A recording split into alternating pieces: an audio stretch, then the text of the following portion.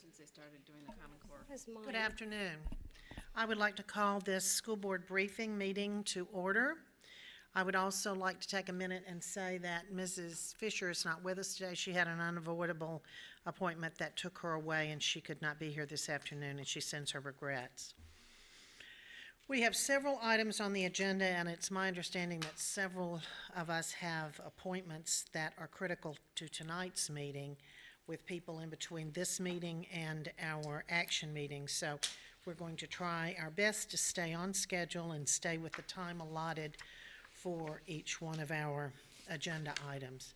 I would like to start this afternoon by welcoming Ms. Galloway, Ms. Tracy Galloway, with us today. She is the Executive Director. Do you have anyone with you today? I do not. Okay. She is the Executive Director, isn't that correct?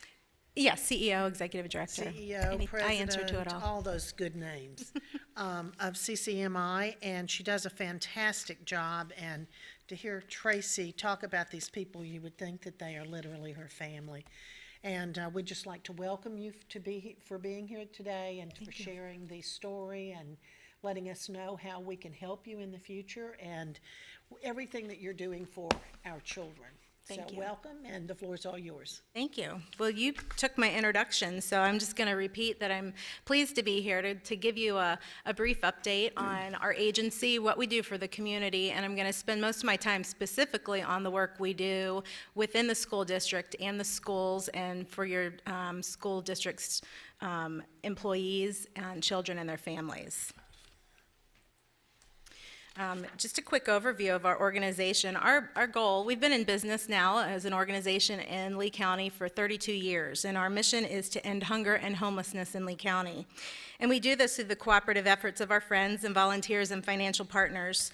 We strive to build holistic relationships by building hope through programs that teach our impoverished community to support themselves through food, education, social, and human service resources. This next slide, and I think you have this printed, but I'm going to be referring back to this menu of services, and do you have this printed? Okay, good. So this was for you to refer to. Kind of gives an overview of everything that we do, most things that we offer, and that way as I'm talking, you can always refer back to this, but I'm going to kind of go through it during the presentation. The next slide is just a reference to the map of Lee County, color-coded to kind of where we serve, where most of our clients are. A lot of this is skewed by the population density throughout the county, but you can see that there's much of Cape Coral is red and orange. North and East Fort Myers are in the red, orange, and yellow, and that's where most of the families and individuals that we serve reside. The soup kitchen, which most people are familiar with, most of what we do, is kind of where it all began 32 years ago. We remain rooted in the mission that no man, woman, or child should ever have to go hungry, no matter what their circumstances. The soup kitchens of old are what you envision from the early warrior photos with people lined up around the block with their trays or their tin bowls waiting for someone to kind of slop a scoop of oatmeal into it. Today, our soup kitchens and our community cafes are where anyone, including anyone in this room, in this community, are welcome to stop by for a freshly prepared hot meal, nutritious, of course. The cafes are set up in a way that folks who come in feel like it's in a real restaurant, a real cafe. They're served with dignity and respect and choice, and that's all what our cafes are all about. This is also a place where our social workers are able to identify and chat with new people or repeat people who come into the cafe who may not know what we do or are too embarrassed to ask. We serve between 70 and 80,000 meals each year out of our cafes. Our community markets are where our real growth in emergency food distribution has come over the last few years. We have a standalone market in our Martin Luther King campus and a small one at our Fort Myers Beach campus, which is at Chapel by the Sea. Those markets primarily serve the families who live in those respective neighborhoods. We're proud to be one of the pioneer agencies in Southwest Florida with our mobile food pantries, so we can take our groceries to areas that are designated food deserts, and I'll talk a little bit specifically about that with the schools here in a minute. These people may not have transportation, they're too poor to buy food or stumbled upon hard times and just need a week's worth of groceries to get them through. We currently have mobiles in all 4 quadrants of Cape Coral, in North Fort Myers, Bonita Springs, and we're going to be expanding to Lehigh this coming school year. We have a mobile food pantries activated at least once per week, and in some cases twice. This year, we're tracking to distribute in excess of 250,000 pounds of groceries. Meals on Wheels is our largest feeding program and is geared toward the homebound elderly, who are in most cases, because of illness or age, not mobile and able to access groceries and not able to prepare food for themselves. Meals on Wheels, although I'm not going to spend a lot of time on that today, is our largest food program. We serve over 1,000 seniors and 85 to 100,000 meals a year to that population. Our social services and education program division houses our homeless services, our Building Stronger Families, our life coaching, and our Café education. We've learned over the many decades that hunger is not the problem, but the result of so many other factors in someone's life, which is why we have the social services and education component of our agency. These programs are what we like to call the wraparound programs to all of our feeding initiatives. We have social workers involved in doing intakes on every person who shops at our pantries or requests assistance, because we're committed to making sure that folks who come to us for help are not going to be caught up in the horrible cycle of bureaucracy which scares and frustrates so many people from helping themselves. Our social service department is here to assist folks in creating a plan to better their lives, and we don't do it for them, we help them do it. We offer life coaching, health and wellness, financial and lifestyle classes for our clients to better themselves, and we recently partnered with Gulf Coast Literacy and are hosting GED classes as well. We spend a great deal of focus on our families, those that are on the brink of homelessness and those that are already homeless. We work to keep the family as stable a situation as possible and house them as rapidly as possible to ensure the integrity of the family unit remains, and of course the children's well-being is at the top of that priority list. This program is where we encounter a lot of Lee County School District students and employees. We partner with Children's Home Society and Children's Advocacy Center on the Bridges program, and we host the Building Stronger Families program, which is funded through United Way. The numbers in these programs keep growing. Just this month alone, we've received referrals for families living in cars, days away from being evicted, lodging in motels, living with family members, and that have children in the following schools: Harns Marsh. We have 3 from Cape Coral Prep and Fitness Academy, Treeline Elementary, Royal Palm Academy, Mariner High School, and Colonial Elementary, and that's just since school ended. We're currently working with 2 teachers who are homeless, a bus driver being evicted, and a maintenance man and his wife who are living in their car. This just scratches the surface, and none of these students are in the documented numbers of homeless that we look at when we're looking at documented numbers of students. And this is just a snapshot, and we get this repeated throughout every month. So it's important that we have the continued and constant dialogue to work on collaborative ways to support these families and individuals. And I'm pleased that I'm able to be here today to start that dialogue. I'm not going to get into a lot of our food outreach programs, but one of the important ones related to the schools is our National School Lunch Program. We are, as of a year ago this past May, so May of 2015, an approved vendor for the National School Lunch Program. So as of August 8th, when school starts, we will be serving over 275 Lee County students each day with breakfast, lunch, snacks, and in one school, even dinner. We're partnering now with Pace Center for Girls, the New Heights Charter Elementary, which is starting with their kindergarten and first graders this year, AMI Kids, and Fort Myers Middle Academy. So all of that food that's prepared for those students is done in our kitchens and delivered fresh every single day. No processed bad foods that a lot of students are still getting. The Growing Healthy Kids program is an important component of our overall mission to end hunger and homelessness. Unless we can educate our future generations on good eating habits, that fresh food is best and healthy food can taste good, then we're never going to end the cycle of hunger and poverty. A component of the Growing Healthy Kids a component of our Growing Healthy Kids program is an extension of our mobile food pantries, which we call our Healthy School Pantries. These pantries go out once a month to various schools throughout the school district. Right now, we are at Mariner Middle, Trafalgar Middle, Colonial Elementary, Bonita Elementary, and Bonita Middle. Colonial Elementary is a little bit different than our normal mobile pantries where we fill our trucks up with normal pantry-style food because there's a lot of homeless families at Colonial, and so we work with that staff very closely, and we actually pack specialized boxes and or bags of food for families that we know are living in hotels that don't have the traditional means of preparing food. When you think about living in a hotel, you have to think about what you can cook with hot water out of a coffee maker. And so we're very integrated and collaborative with those staff members to make sure we're serving those families correctly.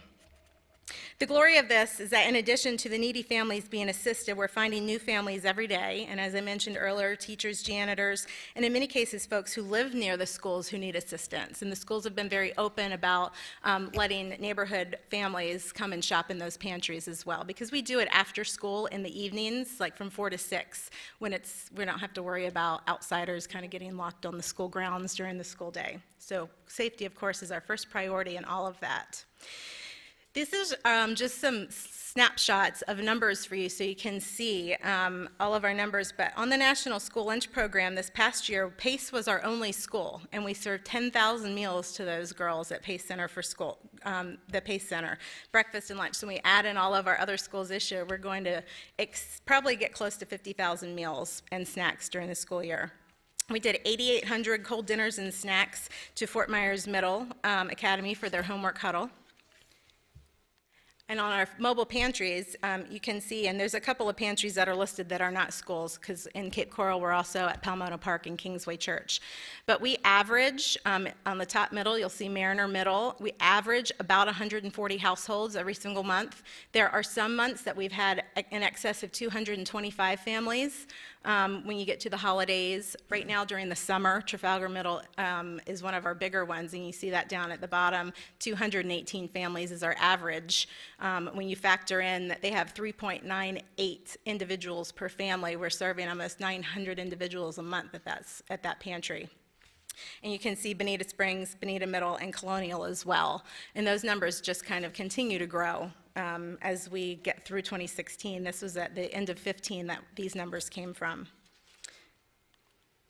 Kind of in conclusion, I just want to let you know that the reason I'm here is because that we've met personally. I met with Dr. Adkins first, who was gracious enough to set appointments with me to meet with Dr. Carlin, Dr. Bohatch, and Angela Pruitt to kind of talk about what we just talked about some certain cases that we're working with students, how best we can serve, how to better collaborate, and get the message out and advocate for your students and your employees. So our next steps going forward is Dr. Bohatch has invited us, my agency, my social workers and counselors, to present to his in-service at the beginning of the school year with the school district counselors and social workers, which is a very good collaborative meeting because then everybody knows faces, everybody knows names, and we can talk about better ways to contact one another when we have issues because they happen daily.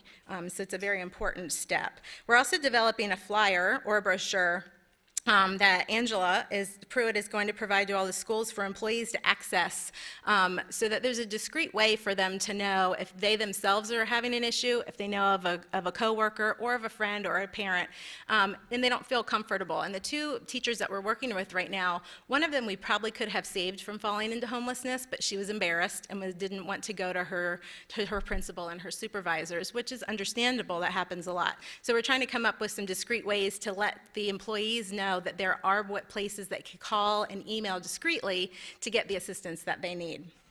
And finally, we're working on a survey that Dr. Carlin has agreed to send to all the schools to gather information on what types of food programs they have. There's a lot of duplication from different agencies, and it makes it difficult for us to decide which school needs assistance, which school doesn't need it, but has 2 or 3 agencies working. So the survey is going to ask, do you have a fixed food pantry, a mobile food pantry? Do you have a backpack program? What do you have? And if you do, who's providing it? And if you don't have it, do you need it? And we think that'll be very helpful because then I can take that to our partner agencies and we can kind of come together in a better way to serve the schools. So those are our next steps, and that'll be happening through the rest of the summer and the beginning of the school year. I'd be happy to entertain any questions. Tracy, thank you so much, and we will see if any of the board members have any questions or comments for you? Board members, any questions or comments? Thank you. I'm just appreciative of our church, which works with Colonial Elementary, and what a benefit the food pantry is for that area. It's true, that's our area where we have probably, I don't know the numbers for all of our schools, but it's an area, it's one school that has probably the highest percentage of homelessness Yes. in our district. And so it's wonderful to have you there. Thank you. And then it also provides opportunities for other people who want to work. Appreciate the fact, too, that you do the cooperating, because we have lots of people out there that are wanting to do this, and there has to be an umbrella to make sure everyone knows about who to go to for what. Yes. So thank you very much for spearheading that. Thank you. Any other comments or questions, board members? Tracy, thank you so much, not only for your leadership in this organization, but everything that you and your family do for this community. It, if every family that would, it would be absolutely incredible, and we probably wouldn't have any homelessness, and we wouldn't have any children going to bed hungry. That would be the hope. Thank you for everything that you do. I'll and you will continue to be in do. touch and keep you up to do. speed as we progress with Okay, the good. administration. All right, Thank you. Thank you so much. Moving right along, we will now move to executive services. Dr. Atkins, I believe you have Ms. Elkins, Dr. McCullers, and Mr. Martin are going to talk to us about a couple of policies. Yes, ma'am, and we'll just go ahead and turn it over to Patty Elkin, who will take us through those policy updates and revisions. Good afternoon, Dr. Atkins, board members. I promise we will be efficient with your time and work hard to stay ahead of schedule. So we're going to start out with Dr. McCullers, and he has two policies that he's going to share with you. The first one you have seen before, so this is your final opportunity to see that before it goes to public hearing. And the second one is a formal briefing as well, and this is due to some legislative changes. Dr. McCullers. Good afternoon. The first policy is there. Okay, the first policy is the evaluation of the superintendent. You've seen this at several stops before. We've briefed it, we've had workshops. The instrumentation is complete and hasn't changed since the last time we briefed it. And the purpose of this last stop is to incorporate those instruments into the policy and prepare it for the public hearing. So if you have any other questions or anything else we need to go over, we're happy to do it. Board members, do you have any questions or anything that you would like to, any feedback you would like to provide for Dr. McCullers? Seeing no comments, I guess we're ready to roll with this one. Thank you very much. Now we'll move to the next one. That's efficiency. Nice job, Joe. And 2.28 is the charter school policy, and I think Mr. Martin is going to be efficient with that one. Yes. Mr. Dozier, board members, the revisions to 2.28 charter schools are small. House Bill 7029, in addition to addressing many other subjects, also addressed charter schools and revised the statute with respect to charter schools, so a few small revisions need to be made to the school board's policy 2.28. The first revision is on page 26. At line 172, it requires that the applicants provide additional information, specifically information on their involvement in previous charter schools by that management company, the applicant, or any governing board members. Next revision is on page 33. And this clarifies that admission or dismissal cannot be based upon a student's academic performance.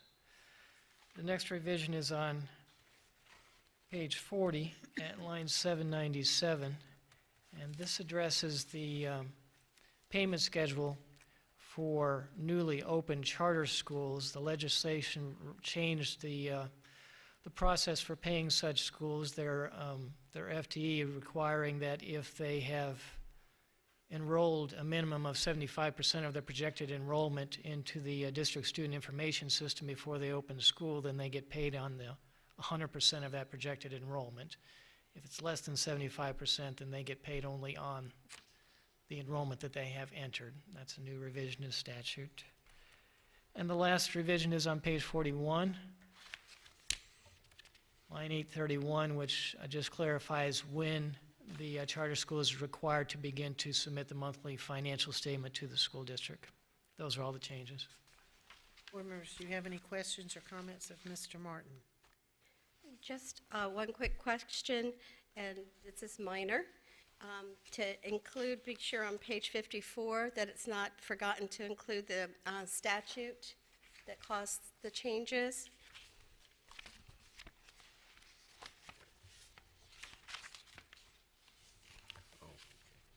Is that, am I right? On page 54 is the references to the statutes, and, sorry, I'm trying to get there.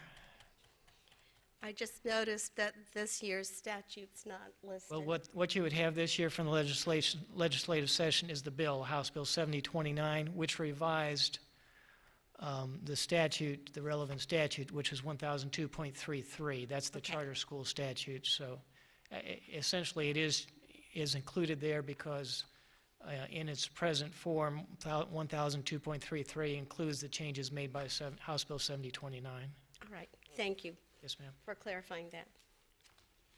Any other comments or questions? Thank you, as always, Mr. Martin. One of the things, I want to thank Ms. Elkins and Dr. McCullers for all of their work on this, and Mr. Martin. One of the things that some people may not be aware of is many school districts actually hire companies to do this, and we do all of our policy revision in-house, which probably over the years has saved us hundreds of thousands of dollars, because it is quite expensive to do it yearly, and you always have to do it yearly because of the changes in legislation. So we just appreciate the extra work that all of our employees put into this, so thank you very much. Thank you. Okay, we will now move to you again. Yes. So we next have 4.07. We shared this last month at the brief. Actually, it was 2 weeks ago at the briefing, I believe. And Lori Brooks was here to share this. We have not made any changes since you saw it last, so this is the final opportunity to see it before it goes to public hearing next month. Comments or questions, board members? Nope. Looks like we're ready to roll with that one, too. Okay. Thank you very much. So I'm going to look to Dr. Pruitt and Rita Zazaro to come join me at the podium. And in the meantime, I'm going to happily share that we are now in the final section of Chapter 5, which was a large chapter to review, so thank all of you for your time and patience as we've gone through this. This is our final pre-briefing, and it's our final section. Included in this section, we have 8 policies, existing policies, and this will be the first time that you've had a chance to look at those revisions, along with 3 brand new proposed policies. And I have to qualify that 2 of those policies, 5.03 and 5.11, contain content from existing policies. So even though they're new numbers, it's really existing content. And then at the end, we'll kind of talk a little bit about where we go from here. This was the collaborative effort of many, many departments, including and not limiting to payroll, human resources, personnel, teaching and learning, curriculum and staff development, all took time to review these policies. So that being said, I'm going to turn it over to Dr. Pruitt to go over the very first one. Thank you, Dr. Pruitt. Good afternoon, everyone. You good? Are we, behind us there, okay. Yeah, the good news is on a lot of these, there's not that many changes. So to get started, for example, on 5.33, personal business on school time, we're renumbering that, and we just added the additional statute on that at the bottom. And 5.34, again, renumbering, and then did a little bit of positive phrasing there.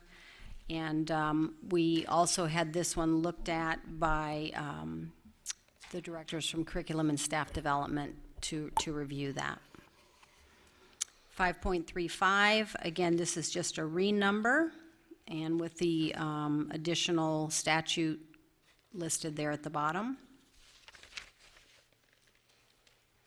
5.36, again, a renumber, and then we just did some updating on the policy number and kind of aligned that. And then we also added the additional statute.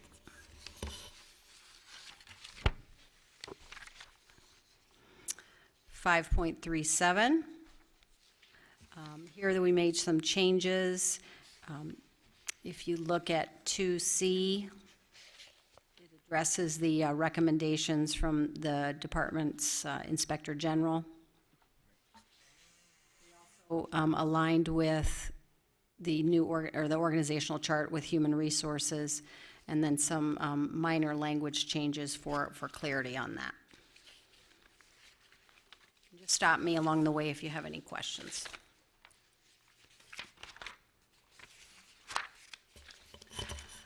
.38, again, it's just some minor clarifications in the language, and then the addition of the statute there at the bottom.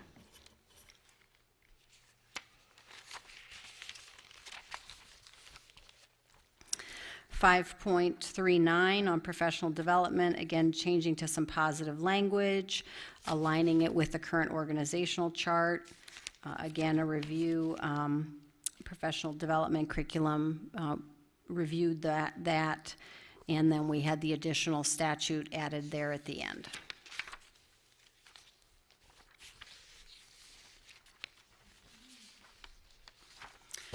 .40, again, renumbered, and additional statute added at the bottom.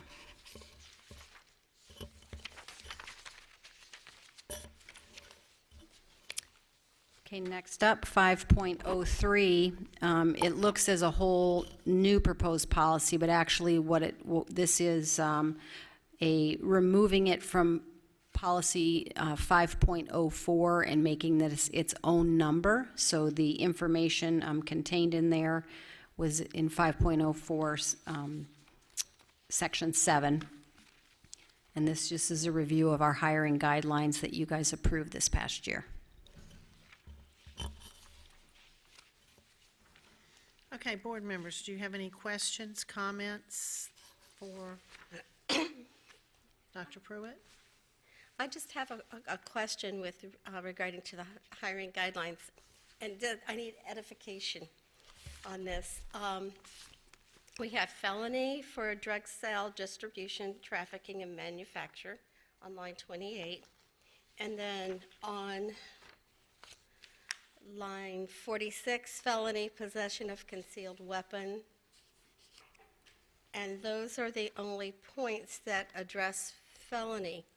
What about felony, I was wondering, what about felony such as theft? Is that not considered? I think, I'm not an attorney, but what I can tell you is that there are drug sale, distribution, and trafficking charges that are not felonies, that are only misdemeanors. But when you look at like grand larceny and grand theft, any charge like that is a felony. All right. Thank you for that clarification. I was going there with another policy that we have in place too that I was thinking about as well. Okay. Thank you. And then, Ms. Dozier, I just had one more there, 5.11, non-instructional probationary service. Again, this was a split up of a policy 5.05, formerly Chapter 3. So again, it's not new language, but it is the, splitting that out. Okay, thank you. Any other questions or comments, board members? None of these are really significant changes. However, I do hope that we will do some type of, I know on the 28th, I believe, of July, we've got new teacher orientation. We certainly want to have a component in there that alerts our new teachers to any changes. And our seasoned teachers that are here, our employees, our TALC and SPALC employees need to be made aware of any of these changes, because some of them, even though they're not significant as far as we are concerned, to some individuals they may be significant. So Right. and I always beat that little drum to make sure we communicate any changes that we make to our employees. So Yes, ma'am. Great job. Again, we can't thank you enough for, what you do, because it saves money and it keeps monies that we can put towards the classroom, because this is operation money. So thank you very much. It's a big team effort, all the different departments that are able to review it, so thank you. Well, thank you. We certainly appreciate all of your efforts, all of you. It takes a team. Yes. So we have One additional policy, and that is part of Chapter 5, but it is a new one, and Rita's going to talk a little bit about that. It is sick leave. Okay, I'm sorry, did you turn it on? It should come on. Just keep talking and it'll come on. Okay. There you go, there we go, thank you. Okay, 5.22 is a sick leave policy that we felt needed to be put into our policies. It is a policy that a practice that we are currently already following, and it provides for sick leave. It talks about the eligibility of sick leave for each individual type of employee. We also talk about the governance and the accruals that happen for each employee on a monthly basis throughout the year. This policy also talks about conditions of sick leave and what our requirements are to utilize their sick leave. And then we also talk about the requirements for our personal leave that is allowable through statute, as well as adding it through our policies.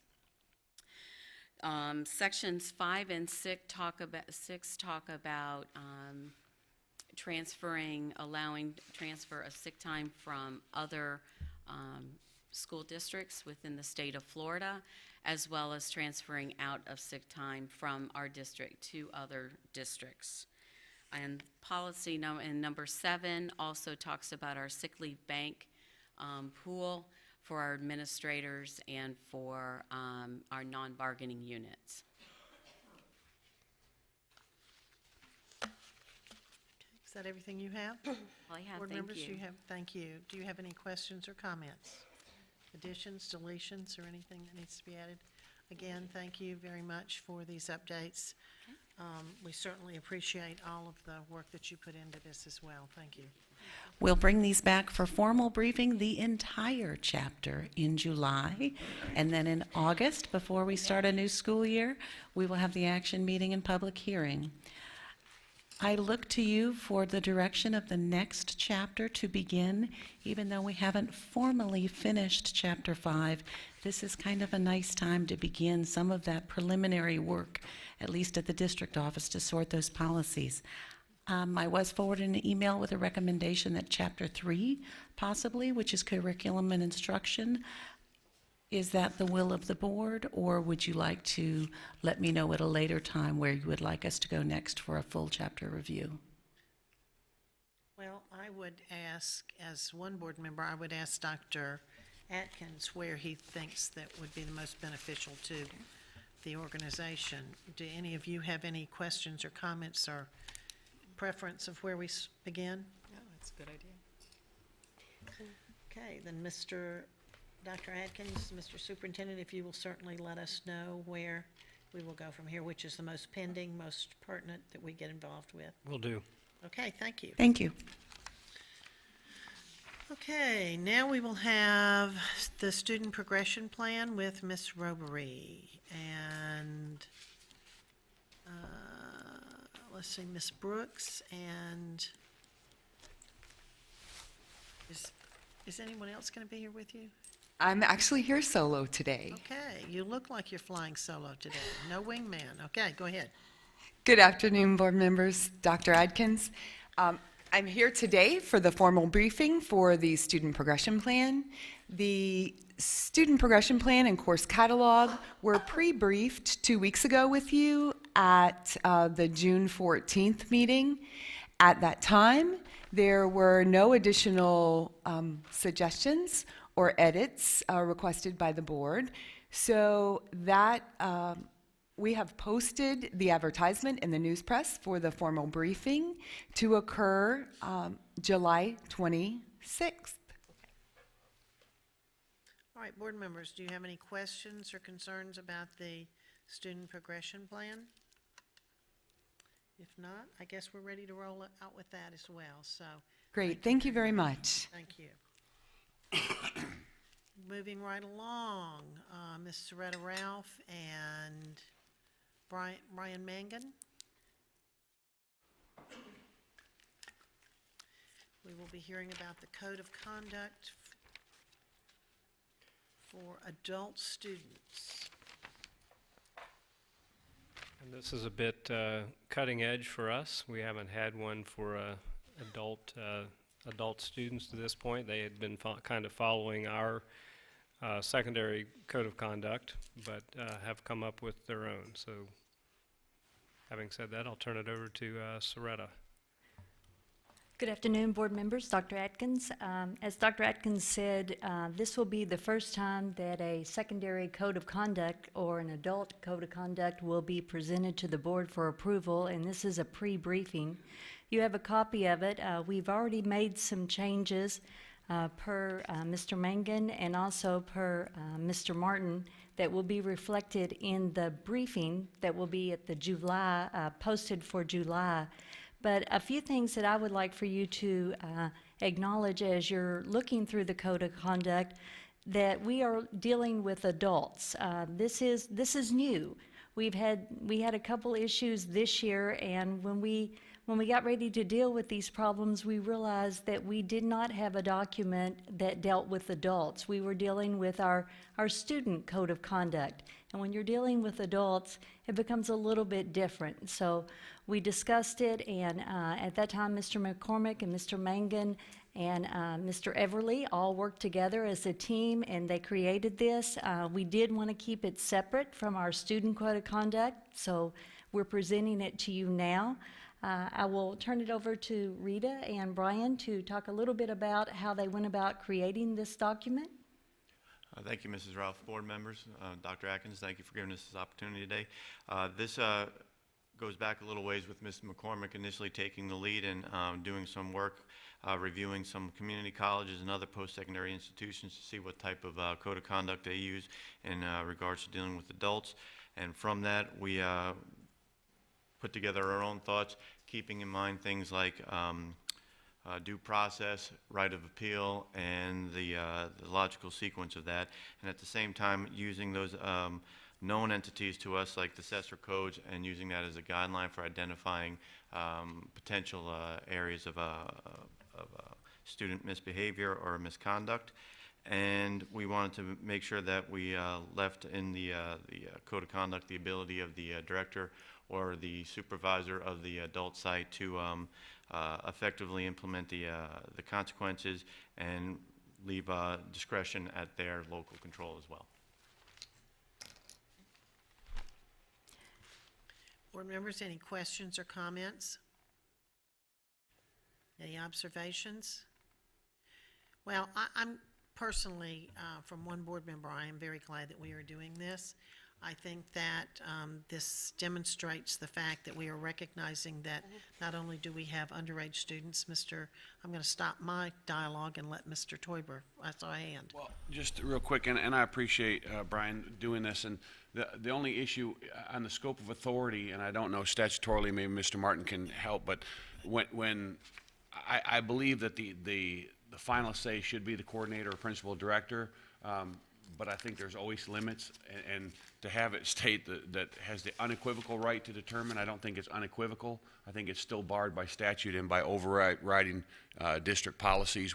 So I think that wording is just a little bit too far to the extreme. I think it rests with the principal, but I think there has to be some terminology that gives it that it's still respective of, it's still governed by our policy, our district policy, and by state statute. So, but otherwise, I agree that it should rest with you. But which page were you on? What page was that? that's It's underneath scope of authority. under scope of authority on the first page 378. Thank you.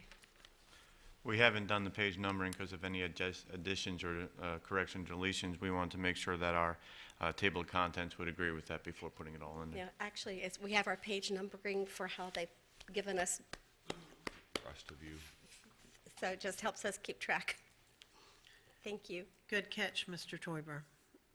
As I was reading that, I read that, but I didn't see that, so good catch. That is something that, it certainly, Just semantics, but it's just our scope. Thank you. anything else?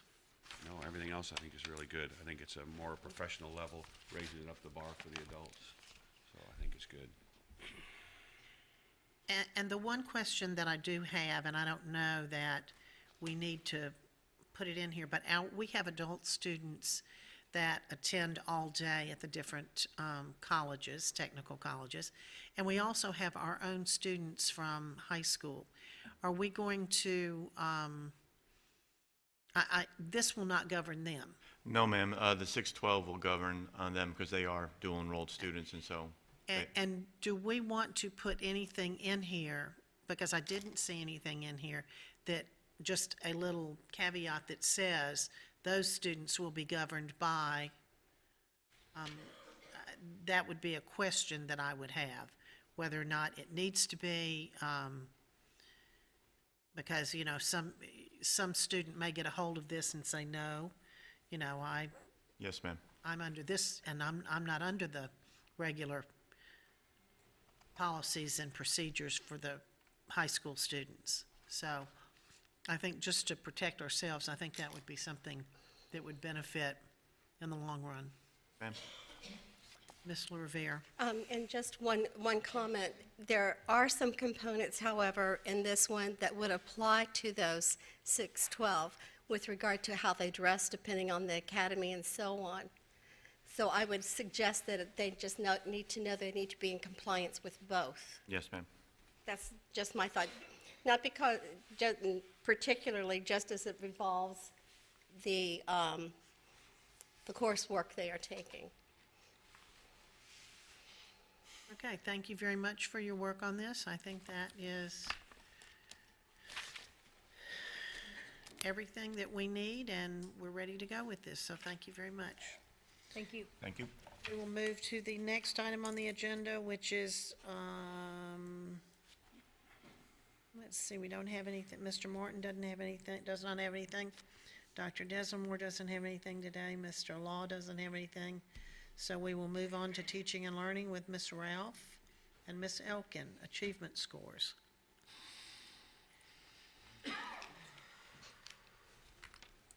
Actually, I'm going to fly solo too. Okay. We like solo flights. I'll go down alone.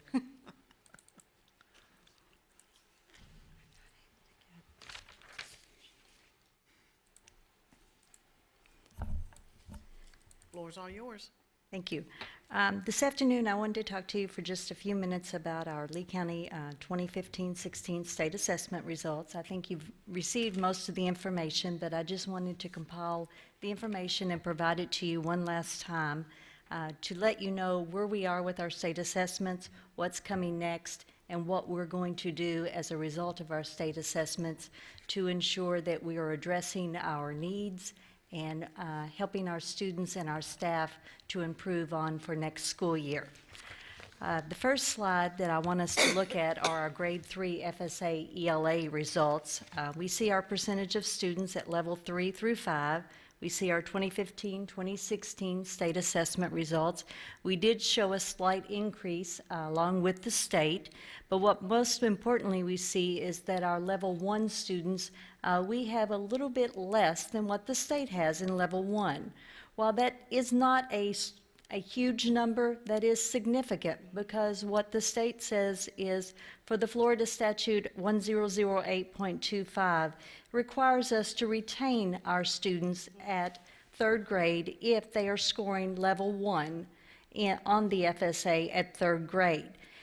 They have to have a good cause exemption if we're going to not retain those students.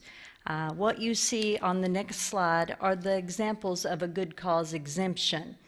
We have 970 students so far this school year that have received good cause exemptions.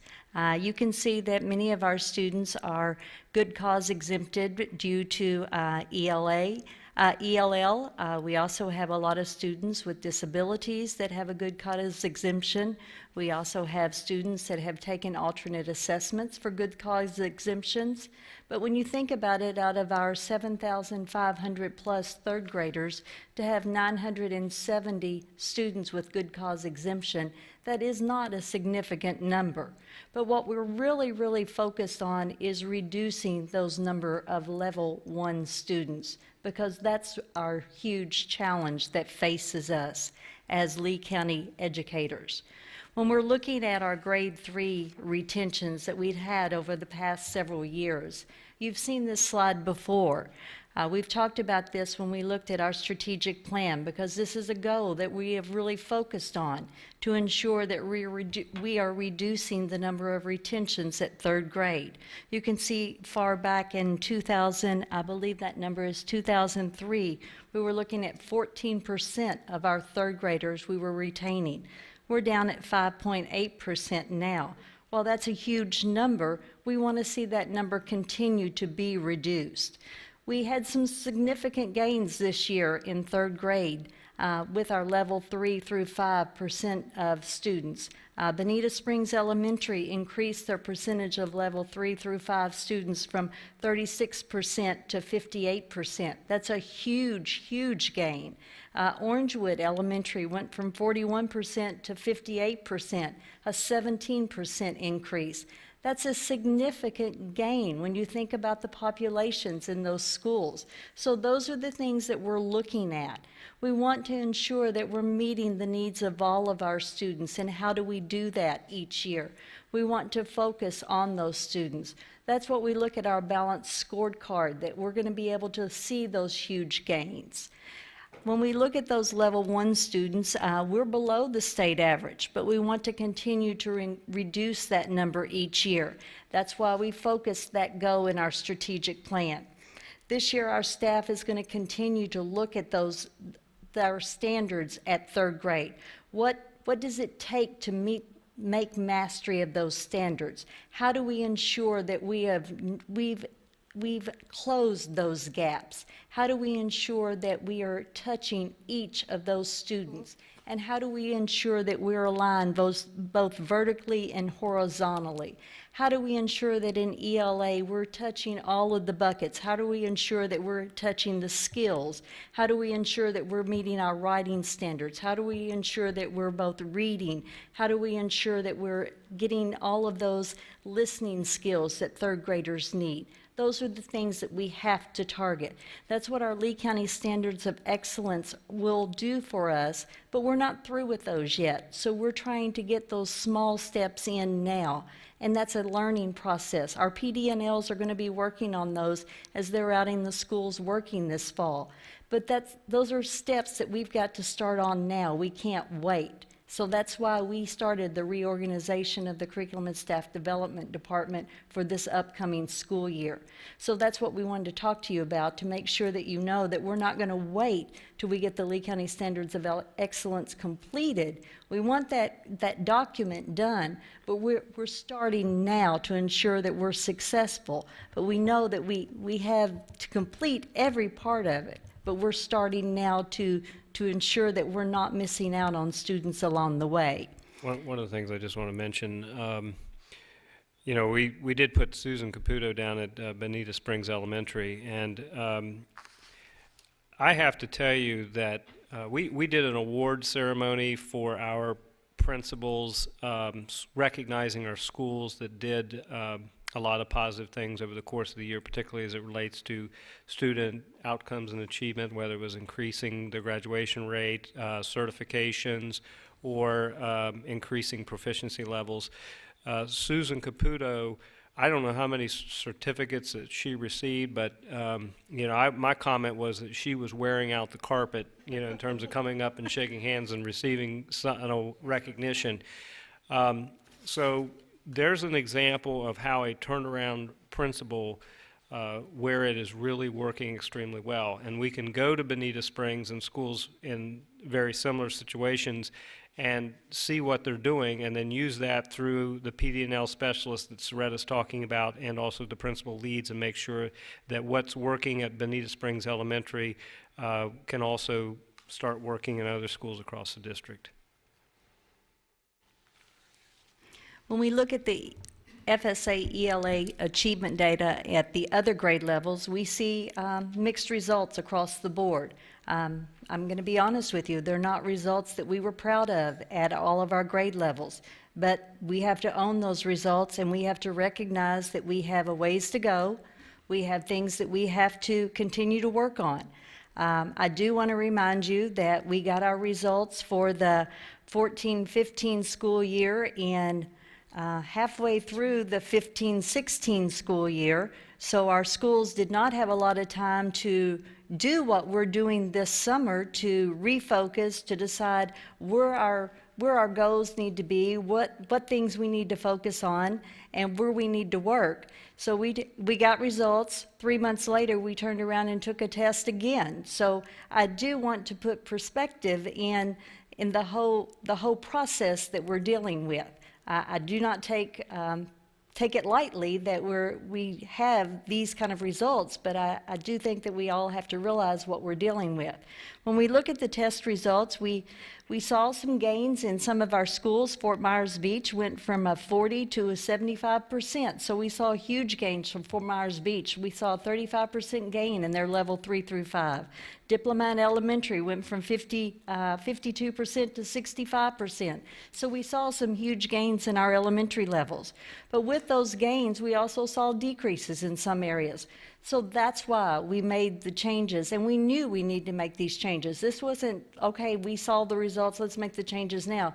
Dr. Atkins, he knew what we needed to do. We've been talking about the standards of excellence. We talked about the reorganization back in early spring, that this is what we were going to do. This wasn't a, let's look at the test results in June and let's make a decision. This was been in the works and in the planning process the entire spring. So this is what we're going to do. So we're well prepared and planning on the way. Not only are we making changes in curriculum and staff development, but we're making changes in our exceptional student education department.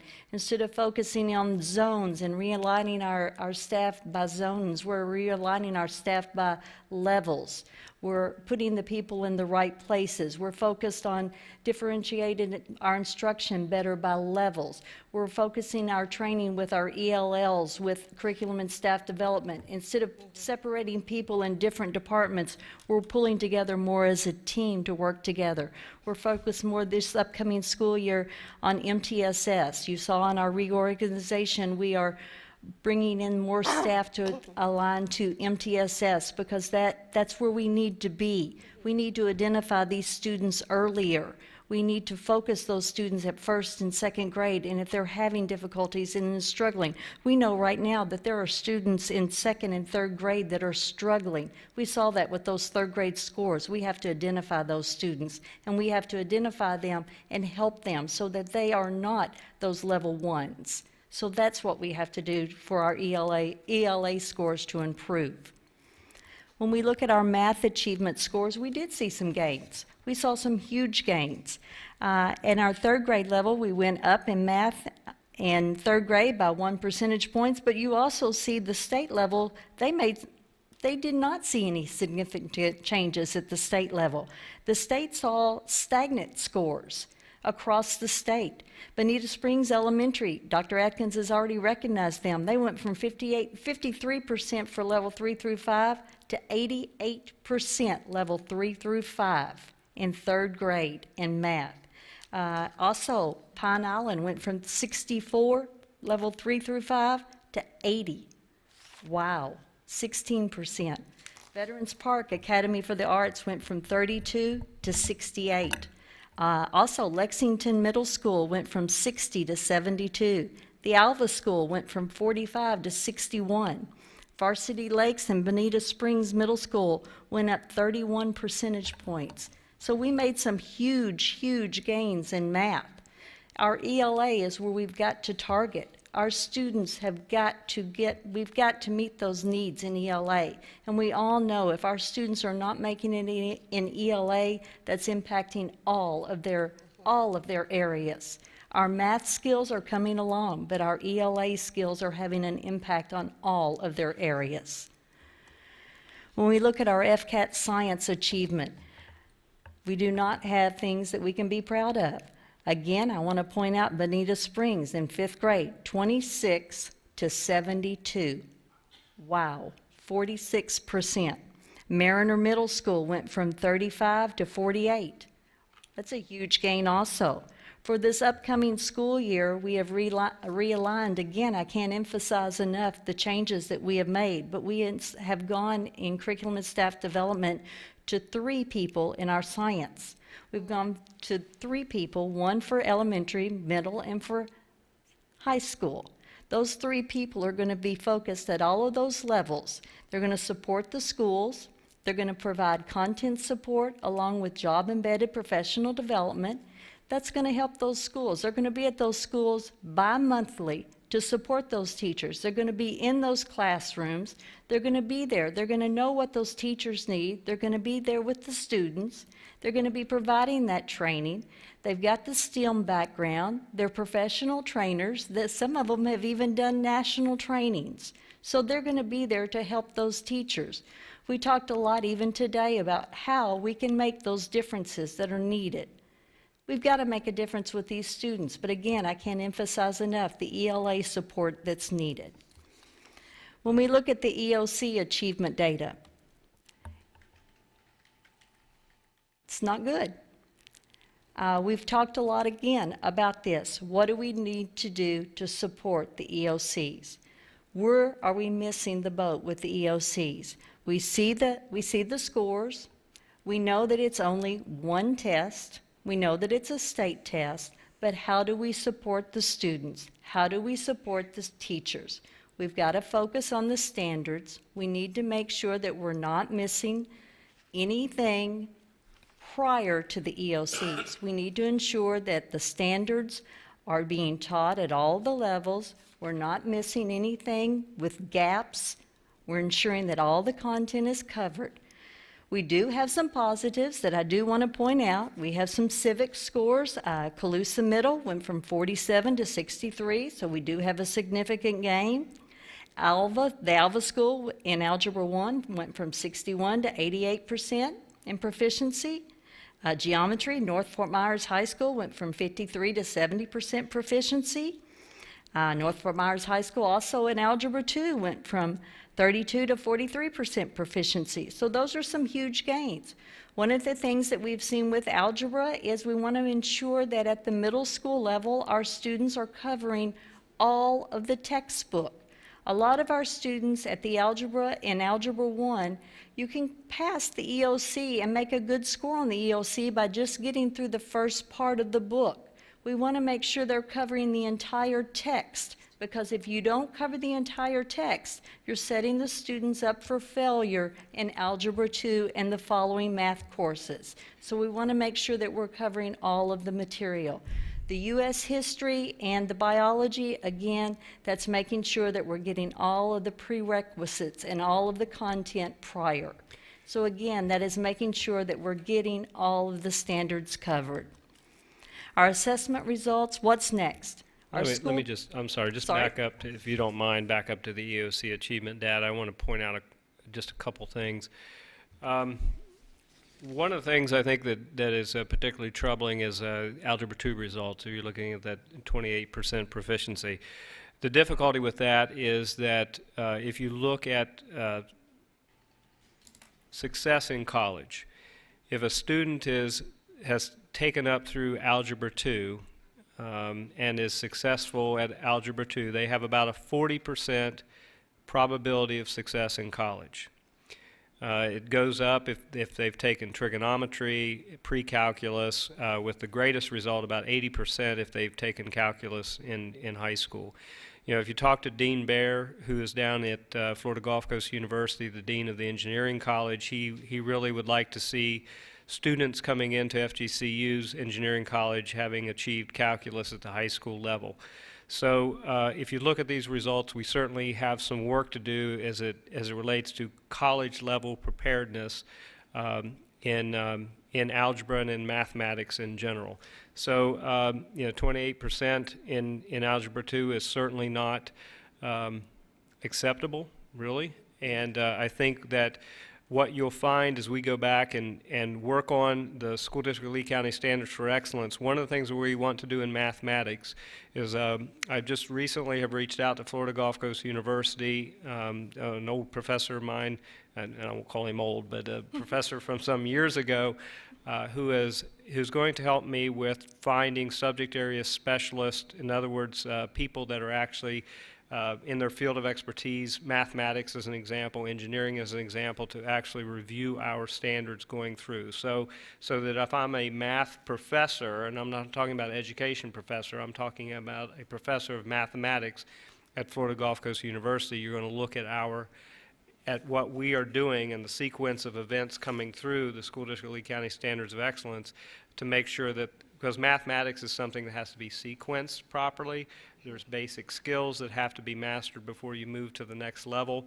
And so as we sequence them, we want to make sure they're properly sequenced and our students have all the concepts that they need prior to moving into a college level environment. One of the criticisms sometimes that you'll see like Dr. Milgram make as it relates to Common Core is that some of the Algebra 2 standards that are necessary are not in place. And we want to make sure that we do have those concepts in place so that if our students take an Algebra 2 course and pass that course, that they have all the concepts they need to be successful for the next course. What's next? Our school grades should be coming out. We have hopes that we'll get school grades this week. Possibly as early as tomorrow or Thursday, followed by the lowest 300 list will be out next week if everything falls in line. Dr. Adkins and myself will be at the state school board meeting on July the 21st to present the information about, and Mr. Toiber, you will be joining us to present our information about our turnaround plan for our DA schools. Then we will be rolling out our district balanced scorecard. Then we will be getting our state results from our vendors for SAT, ACT, IB, AP, and the ACE scores probably in early August. So that information will be rolling out after that. The next thing as we move forward, as I said, for 16, 17. I'm sorry, just jump in here. That's okay, we're a team. Just a couple things that I wanted to make sure we stressed in going through those results. First of all, again, we have to take into context that, the testing in Florida has always been a moving target, with changing tests, changing cut scores, these type of things, those results make it very difficult sometimes to interpret. Now, having said that, that doesn't mean that we're happy at all with our results. We are not, but I think in a way it really helps validate the work that we have decided to do. We kind of took charge of this after the school year was started, when schools already had their plans in place. But if you look at the data over the last 2 years, I think you will find that really the current structure is not working the way that we're not getting the results that we want. So certainly change is necessary. And I think, in terms of the way that we were progress monitoring, the ways that the amount of time that was spent on testing significantly took away from the level of instruction that was taking place, and we didn't see the results that we would like to see, which again, I think the School District of Lee County Standards for Excellence and what we're doing there, that work is very, very important. Soretta will talk a little bit about that, I think, moving forward in terms of progress monitoring with STAR 360. We're excited about, not excited, that's probably improper use of a term, but there's a part of me that is looking forward to sharing our plan with the state board because I'm particularly excited about what's going on at James Stephens International Academy. I think that, first of all, I have to commend Mr. Bowen for what I think was absolutely noble work. He did an excellent job with righting that ship, brought discipline to the school and a sense of calm and a connection to the community. He has also done a remarkable job with helping us in this transition period, and he's also excited about his assignment down here. So he has been wonderful. Mr. Savage is also excited about taking the reins at James Stephens, which is appropriate for their mascot, which is a stallion or a horse or something. But he is excited. We attended both the meeting at 10 o'clock yesterday and also at 6 o'clock yesterday with parents and talked to parents, and that seemed to go very, very well. There were also some community leaders there. Dr. Chapman was there, Shirley Chapman, and also Jerry Ware. They were in attendance to the evening meeting, so I had an opportunity to talk to them, and I think they are also supportive of the changes that we're making there. We're going to get some high-quality teaching staff there, and I think also the configuration K-5 is going to be one I think we can really focus on and get the work done with that particular configuration. Have to compliment Mr. Law and Robert Morgan and Robert Cody, who were also there yesterday, and were able to work with parents. Some of them had concerns about walking to school, and we are going to be providing courtesy busing for that neighborhood, and that was well received by some of the parents that touched. So overall, the state board meeting, I think that I think we're seeing some good progress at Franklin Park. We're very happy about Bethany and the work that her staff is doing there. If it's not a C, it's going to become very, very, very, very close. And of course, I think we're on the right pathway with the extended day and the extended year and the support that Soretta's team is providing that particular school, and also what we're doing with the instructional staff. District balanced scorecard, as she mentioned, that's also, I think, critically important because we're more than just a grade. And, I do think that when she talks about progress monitoring, our district scorecard and all the things that we want to measure, I think, are important. So I'm looking forward to us rolling that out. We've already got we're pretty close in terms of where we want to be. You've already seen some of that, but the final result will be coming forward soon. Anyway, go ahead. Sorry about that. Just had to jump in there. When you bring up about progress monitoring, I want to say that we had our principal meeting in June. Moving forward, the word checks and checkpoints will not be part of our 2016-2017 vocabulary. They are gone. They can become resources that schools can use, but they are not on our calendars. They're not on school calendars. Schools can use them if they want. They can share them among themselves, but we don't want to see them. We don't want them. We want nothing to do with them. They are not ours. Nothing. They will not be monitored by us. Nobody's looking at them. They're not ours. St. Johns County and also Orange County are two other districts that have gone down this similar pathway as what we are going down now, and those are both high-performing districts. I think Orange County received the Broad Award also, just like we've mentioned with Gwinnett County, and St. John's has always been high-performing. We are looking at STAR 360. STAR 360 is a nationally normed test. We want to give it 3 times a year. It's ungraded. It will give feedback on the students, just like our elementary students are doing right now with STAR. Parents like it. It shows 20 minutes maximum, sometimes even less. It'll quickly show you where the students are, the progress they're making. Provides feedback. Parents can get information on it. Teachers can get information.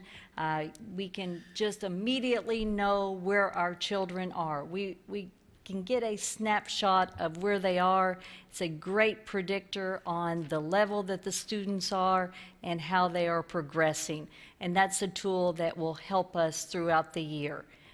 Parents like it because they want to know where their child is performing compared to other students across the whole nation, not where their child is performing on compared to other students taking the Go math book or in their reading series. So that is what we're going to use for progress monitoring. With the other things that we talked about with our reorganization for our departments, it's about support. It's about support in the schools. It's about support for our teachers. It's about meeting their needs. It's about providing that job-embedded PD at the school level. It's about doing it to meet their needs, not having to have them come to the district office. It's about meeting the needs of each individual school, because each of our schools is different. Each classroom is different. Each teacher's need is different. It's also about meeting our new teachers. It's about supporting those new teachers. Mrs. Dozier, you talked about new teacher orientation, and we'll be at new teacher orientation. We'll also be at those PLCs at those schools. We want to be there for those new teachers. If they need classroom management support, we want to be there and help them. We want them to know that they have a friend, a mentor. We want to be that mentor that's there with them more than quarterly. We want to be there with them each week to provide that support so that they know that they're not out there on that island alone. I listen to NPR a lot, and it was yesterday talking about Hillsborough County and how many teachers that they're going to be hiring, and it was actually interviewing teachers, and it's about how that if you're not in it for the students and you're not in it for the love of the career, don't join. And we want to ensure that our people stay in. I think it said that the average teacher usually leaves after 3 to 4 years, and we want to ensure that we're not in that boat again.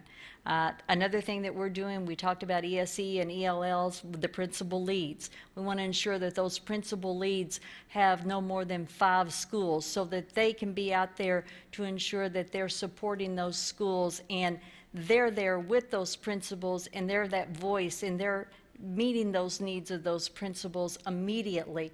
They're not having to wait for someone to read an email on a busy day, and it may be a 24-hour turnaround. While sometimes that's pretty quick, but when somebody needs an answer or they have a question, they need it pretty fast.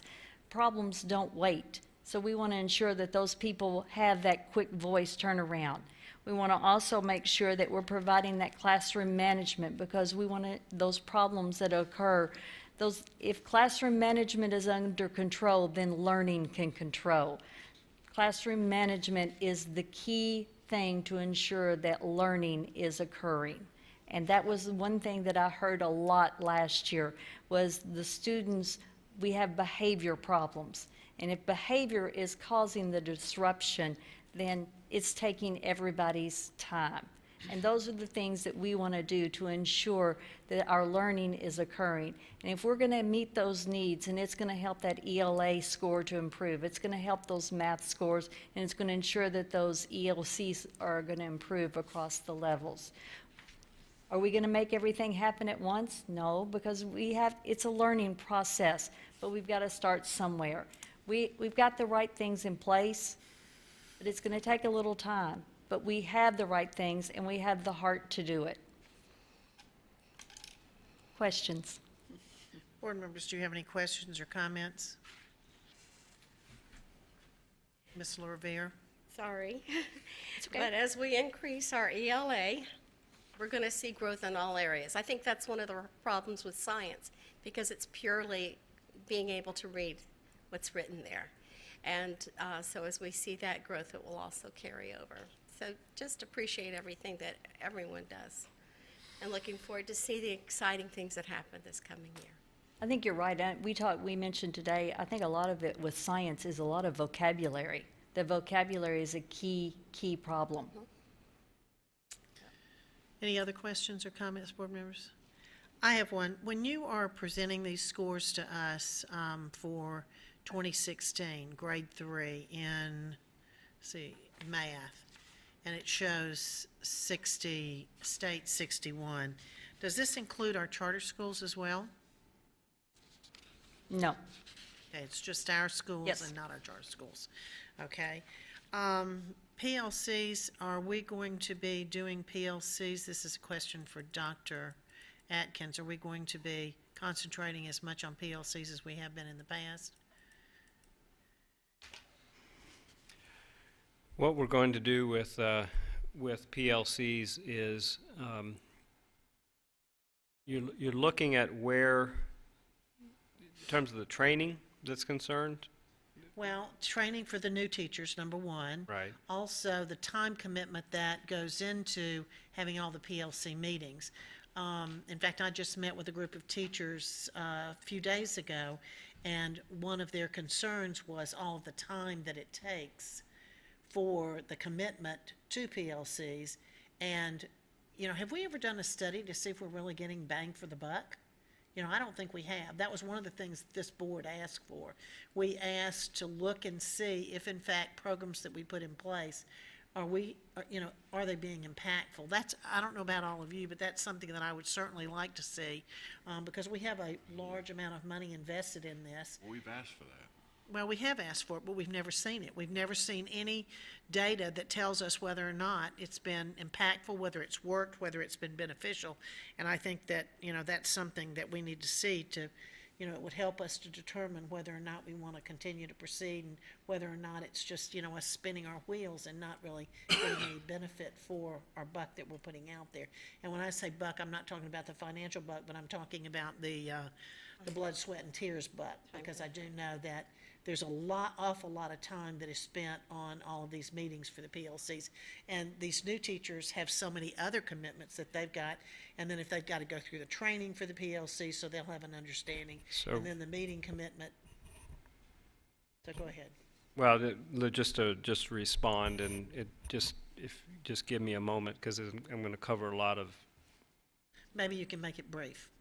Okay. Because we've got some meetings, or Yes, maybe ma'am. we can do it I will make it one-on-one. brief. Here's the thing. I think that if you talk about reporting on return on investment as we sit right now, I think the report would be results that are not where we would want them to be. I think that we heard this in bargaining as well. PLCs are not executed with and implemented with fidelity across the school district, and we spend too much time in meetings. I mean, that is something that's not only do you hear as board members, but also our association hears this. So our effort this year is about focusing on only meetings that really give where a teacher's time is valued. There are some areas where I personally see a value in people meeting as a professional group, whether you call it a professional learning community, but it can't be, administrators saying, here's some test results, analyze it and do this. We have too much of this top-down description of what you need to be doing.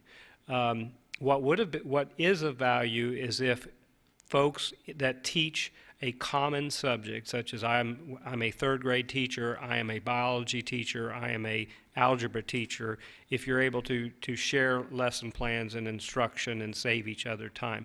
That's the type of thing, Mrs. Dozier and board, that I would like to see us do more of, which I think will be valuable to our teachers. So with the PD&L specialists and the principal leads, that's the direction that we're going. I don't think at this point, Mr. Teuber, it has been a great return on investment as we see here, but I also say that I don't believe that it's been implemented correctly, and you have to really dig in there and make sure that these meetings are valuable to people. You can't just give them work to do, which is what I've seen in some cases. We see some that are valuable, but we also see where, I have examples of where teachers are put together from different elective groups and told to work on something that is not valuable to anybody, and that's a waste of time, and we can't do that. All right, thank you. And the group of teachers that I actually met with, there were several schools represented, and two of the teachers said two different schools that it was predominantly a gripe session. They didn't call it that, they called it something else.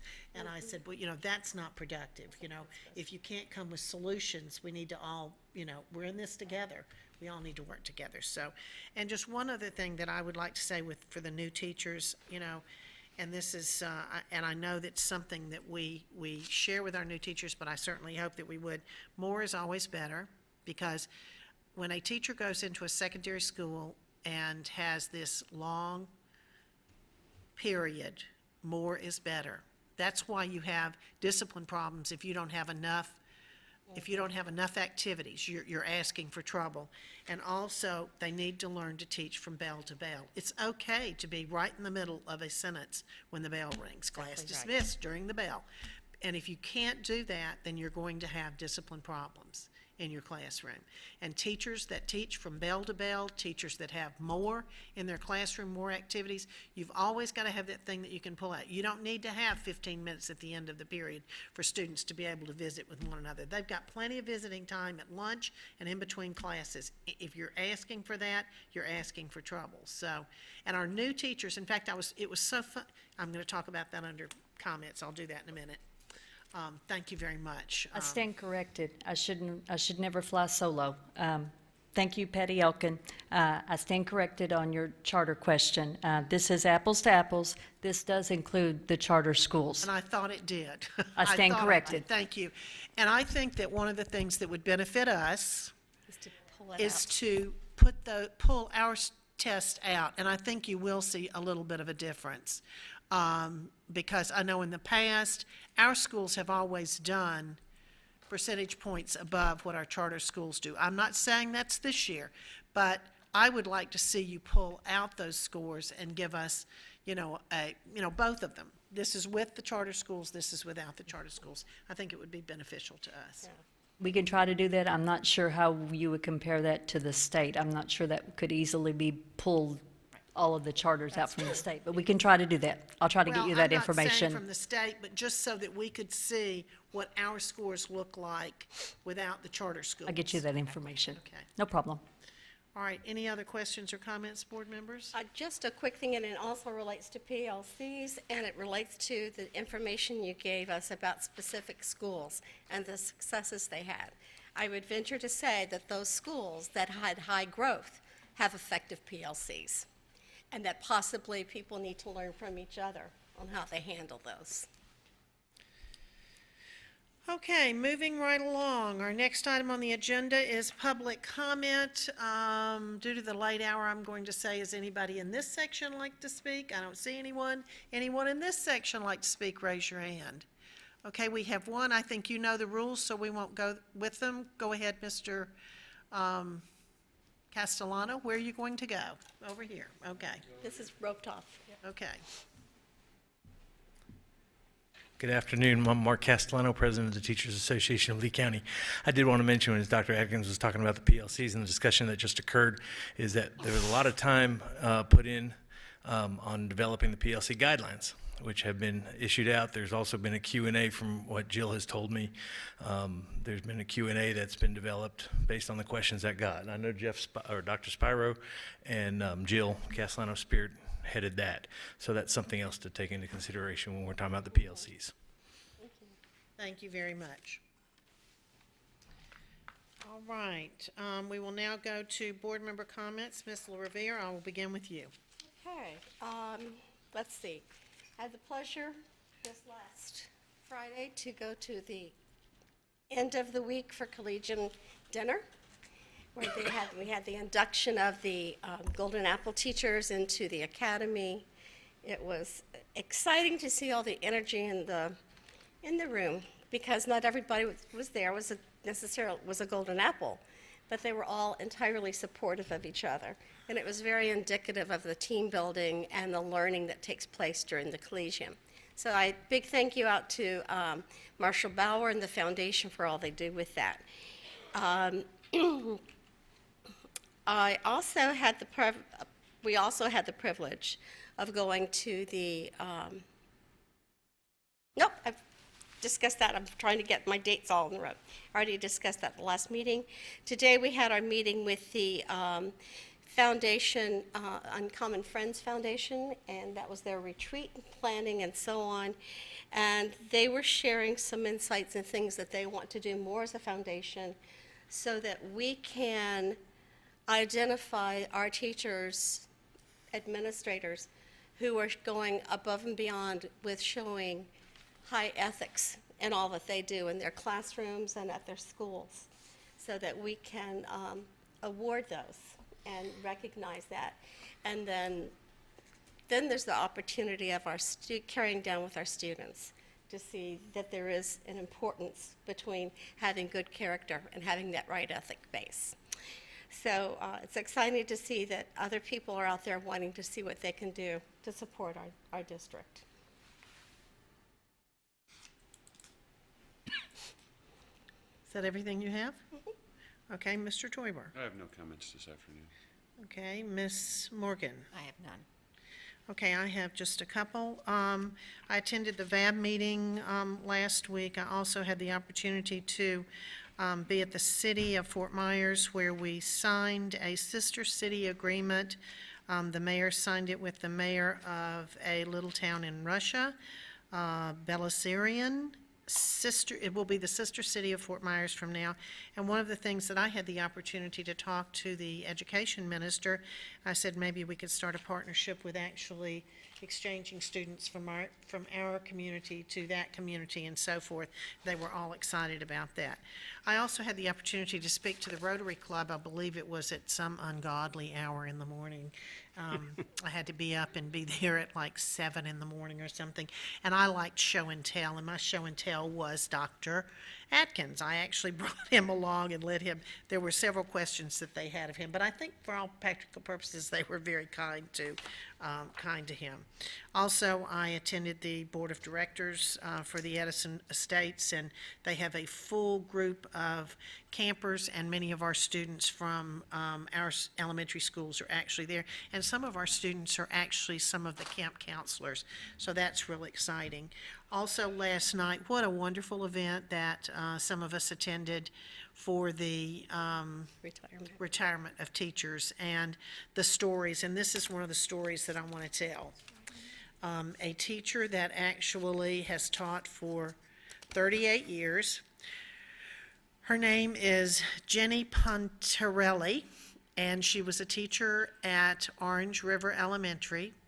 And she said, now that I don't teach anymore and you can't fire me, she said, I want to challenge you and the rest of the board members with something. She said, I want to challenge all of you. She said, I know that many of you on the board are educators. She said, but the schools have changed. She said, I want to challenge all of you. I told her that we already had an opportunity to substitute. She says, that's not the same thing. She said she wanted to challenge each one of us to take one teacher and follow that teacher for an entire week and be in their shoes for a week. And I said, interesting concept. I will be bringing this up. And she says, so she immediately told everybody, watch the board meeting. They're going to talk about me tomorrow night. Anyway, I told her, I said, an interesting concept, and we always bring interesting concepts to the table. So I'm putting that out there, and maybe at a meeting in the future we will have a conversation around that. And another thing that I told y'all that I would be bringing forward to the meeting, this is something we can either come to consensus or we can come to, we can actually bring a vote, whichever you would prefer. By July the 1st, we're supposed to let the FSBA know who our Board of Director representative will be from District 26. We can do this, and I think I sent all of you a memo out several weeks ago telling you that, in fact, I got it too late to have it into the briefing, but I sent it so that all of you would be aware that I'd be bringing that forward. So we can do this by consensus, or we can do it formally at a meeting, whichever you would prefer. So I will ask you, Mr. Toiber, do you have a preference? I think we can do it by consensus. Okay. Ms. Lorevere, how do you prefer? Consensus is fine. Okay. Okay. All right, does anyone, I have served in the past. I'll be glad to continue, but if anyone else would like to serve, it's up to all of you. What would your druthers be? I'd like to continue to see you doing it unless somebody else has a preference. Does anybody have a preference? I'm willing if nobody else wants to. So if you ever need assistance, just call on me. Okay, well, Ms. Morgan was the alternate last year, and we have to give a person and an alternate, so if you would like to be the alternate, we can certainly do My that. pleasure. And I think we all just kind of, even though we have one person that's represented, all of us, I think, from time to time do serve. So, all right, I will be sending that up to Tallahassee. Thank you very much for that. We will now move on to board attorney comments. Mr. Martin. None this afternoon, thank you. Thank you. Mr. Superintendent. Okay, I'll be very brief. Just wanted you to know that the district has received preliminary findings of the Attorney John Caney regarding the district's public records request process. He reviewed the current board policy, the communications department process document, a proposed board policy, and various samples of public record requests. He also spoke with staff briefly involved in the process. Mr. Caney has determined that the policy and procedures of the board and the district are generally compliant with the public records law.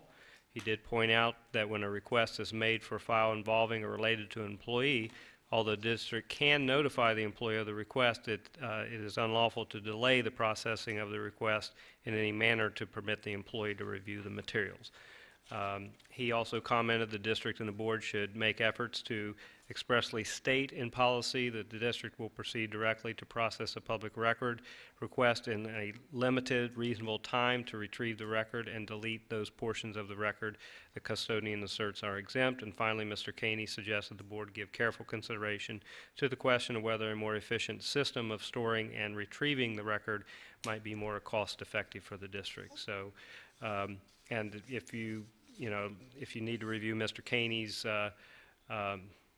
his qualifications, we can certainly do so. But that work he did indicate would be done, and it is done on time. Well, if I could stop right there, I would ask if Mr. Martin could look over that opinion and then look at our policy and see if we need to make any adjustments, because I think that there were a couple of suggestions made there, Right. I heard, and if he would please do that, I think that We'll certainly work through that process. And my understanding is that the opinion isn't final yet, that we just have it in draft form. As we receive it, we'll certainly Okay, work with the okay. with Well, the I think policy. now we basically, Yeah. does everybody agree with that? We've got four heads shaking, you've got your direction. As soon as the final opinion comes in, if you would look at our policy and any adjustments, bring that back for us. Okay, excuse the interruption, please go ahead. All right, next one. I and board members received a sworn statement on late Monday, about 3:43, from an unknown person. You have that copy. It is a sworn statement that was an examination of an Alfredo Perez Castillo taken by attorney Ralph Brooks on the evening of Friday, June 24th, 2016, at the International Marble Company. District understands that Mr. Brooks may have been retained by IPAS, which is a nonprofit entity comprised of residents of communities seeking to block the development of the Imperial Parkway property, but we're currently not aware of any pending litigation in this concern. Mr. Brooks represents himself as, I believe, as an environmental, building, zoning, and land use attorney. During the time of the abatement, which began on August 4th, 2009, Mr. Castillo worked with Southeast Abatement Services, who were responsible for the direct removal of asbestos-containing material. The project managers of record for the abatement of the site were Mr. Jack Snyder and Mr. Eric Goller of American Management Resources Corporation, or AMRC, along with the Department of Environmental Protection and Lee County Department of Natural Resources, who oversaw the work. During the abatement period, Mr. Castillo held a certificate as an asbestos worker, which there is a copy of his certificate in the materials. According to the Retro Services, the company that certified Mr. Castillo, the asbestos worker certificate qualified him only to work on asbestos removal sites and handle asbestos. Does not qualify him to perform surveys or inspections. Mr. Castillo's sworn statement verifies that he was working to remediate asbestos within the area, the same area that was tested and shown to be fully abated in the Phase 1 environmental survey of the property. He stated that the inspectors were on site almost on a daily basis toward the end of his time on the project, and that's the DEP inspectors in the county. The pictures, along with a sworn statement as exhibits, show Lee Simmons, an environmental specialist with the Lee County Department of Natural Resources, on site performing observations and inspections. This is also the person that first indicated to us about the diesel situation.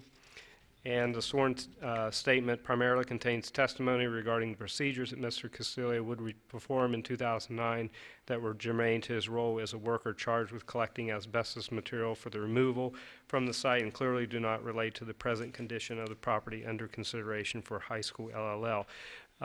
We have had staff that have thoroughly reviewed this, and we also have had some of our folks like Jack Snyder involved in that process. And I myself have read it, and I think can respond to any of the concerns. And that's all my comments. All righty. Having no further business to come before this, this board, the meeting is adjourned. We will be back.